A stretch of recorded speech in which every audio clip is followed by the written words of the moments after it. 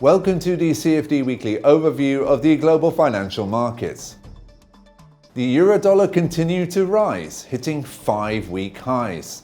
This came after the European Central Bank raised interest rates to 4%, with the ECB suggesting there will be another hike at the next meeting. The British pound jumped to a 14-month high by the end of the week. Inflation in the UK remains stubbornly high.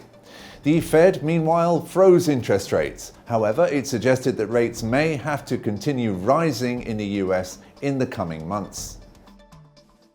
The USD-Japanese yen pair reverted to its uptrend last week after the Bank of Japan decided to keep rates at minus 0.1%.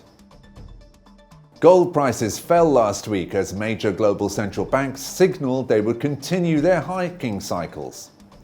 The surprise news late last week that Secretary of State Blinken would travel to China to meet Chinese President Xi also put pressure on the metal. US stocks had another week of raises, led again by tech and AI-linked stocks. Tesla broke its own record by setting 14 trading days of straight gains amid optimism over its global EV sales. Oil prices climbed on signs that Chinese oil demand remained strong, despite weaker economic data coming out of China. Earlier in the week, the International Energy Agency outlined that global demand will rise to record levels of 102.3 million barrels per day this year.